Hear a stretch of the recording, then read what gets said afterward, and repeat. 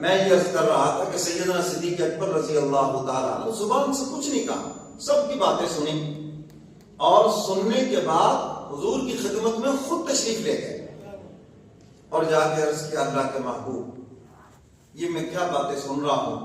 حضور علیہ الصلوۃ والسلام نے اللہ کا تعارف کرایا اور بتایا کہ میں اللہ کی طرف سے آخری نبی ہوں، بس حضور کی زبان مبارک سے سنا اور کلمہ پڑھ کر پہلے غلام بن گئے۔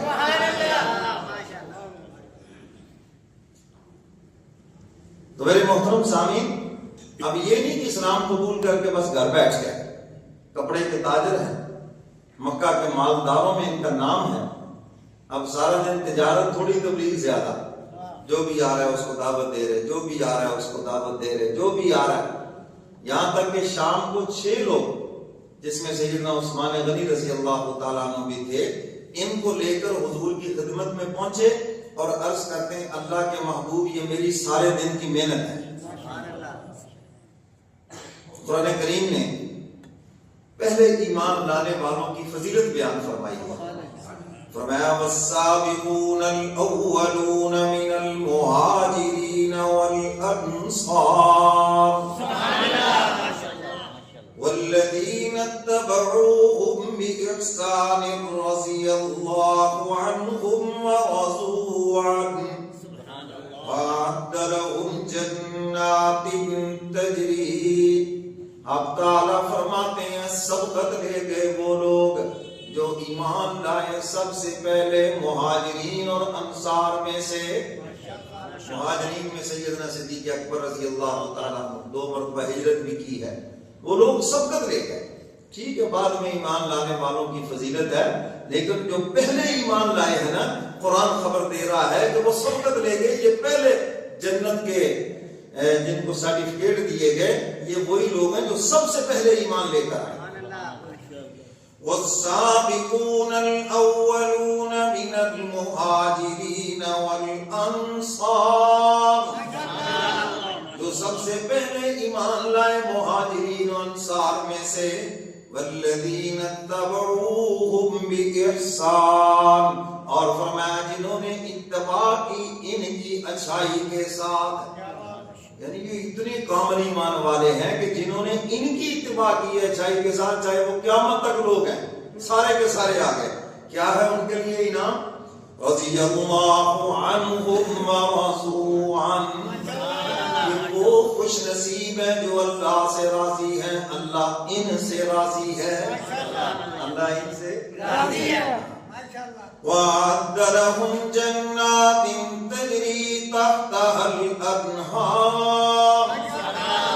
اب تعالیٰ فرماتے ہیں میں نے ان کے لیے جنت تیار کی ہے جس کے نیچے سے نہریں چلتی ہیں، خالدین فیہا ابدا، اب تعالیٰ فرماتے ہیں یہ ہمیشہ ہمیشہ اس جنت کے اندر رہیں گے۔ ذالک الفوز العظیم، اب تعالیٰ فرماتے ہیں یہ سب سے بڑی کامیابی ہے، یہ ہے کامیابی سب سے بڑی ہے، اور یہ کامیاب طبقہ ہے۔ سیدنا صدیق اکبر رضی اللہ تعالیٰ عنہ ایک دن حضور علیہ الصلوۃ والسلام سے پوچھا، اللہ کے محبوب حضور بیان فرما رہے تھے فلاں عبادت کرنے والے جنت کے فلاں دروازے سے گزریں گے، ذکر کرنے والے ذکر کے دروازے سے، روزہ رکھنے والے روزہ داروں کے لیے دروازہ ہے تو وہاں سے گزریں گے، حضور یہ بیان فرما رہے ہیں۔ تو سیدنا صدیق اکبر رضی اللہ تعالیٰ عنہ عرض کرتے ہیں اللہ کے محبوب کوئی ایسا بھی خوش نصیب ہے جس کو جنت کے 8 دروازے پکاریں گے؟ حضور علیہ الصلوۃ والسلام مسکرائے اور مسکرا کے فرمایا ہاں ابو بکر میری امت کے پہلے تم وہ شخص ہو، یعنی تم ان کے سردار ہو جن کو جنت کے 8 دروازے پکارے جدھر سے چاہیں جنت میں داخل ہو۔ تو سیدنا صدیق اکبر رضی اللہ تعالیٰ عنہ وہ عظیم انسان ہے اور قرآن نے ان کو ثانی اثنین کہا ہے، یہ کوئی چھوٹا خطاب نہیں ہے، بہت بڑا خطاب ہے۔ آج لوگ کہتے ہیں نہیں فلاں کام ہے جی اس کا کوئی ثانی نہیں ہے، اور قرآن ابو بکر کو حضور کا ثانی کہہ رہا ہے، کہتے جی یہ ثانی مولانا ضیاء القاسمی ہے جی، یہ ثانی جناب مولانا عبد المجید ندیم شاہ صاحب ہیں جی، یہ ثانی فلاں قاری حنیف صاحب نبین ملتان والے ان کا ثانی ہے، اور قرآن ابو بکر کو حضور کا ثانی کہہ رہا ہے۔ کیا شان ہے ان کی، کیا مقام ہے ان کا ہے۔ اور پھر اذ ہما فی الغار، یار غار کا جو لقب ملا ہے آپ کو، دنیا آج تک اس کی مثال دے رہی ہے، فلاں فلانے کا یار غار ہے۔ تو یہ ثانی اثنین ہے۔ اور حضور علیہ السلام نے جب مدینہ منورہ میں اسلام کی پہلی مسجد، کیا نام ہے؟ اللہ سب کو لے جائے۔ مسجد قباء یہ اسلام کی سب سے پہلی مسجد ہے، جس کی بنیاد میرے کملی والے پیغمبر نے رکھی۔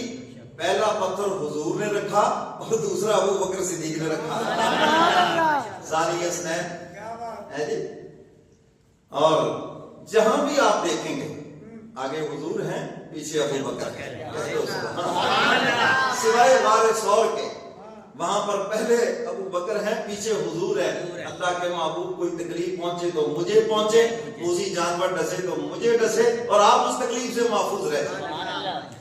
حضور قبر میں بھی تشریف لے گئے تو پہلے حضور ہیں، ثانی اثنین ابو بکر صدیق، بولو بھائی، اور حضور نے فرمایا حدیث مبارکہ میں ہے، دنیا والوں دیکھ لو، میں قبر سے اٹھوں گا سب سے پہلے ابو بکر میرے ساتھ ہوں گے، پھر میں عمر کو اٹھاؤں گا۔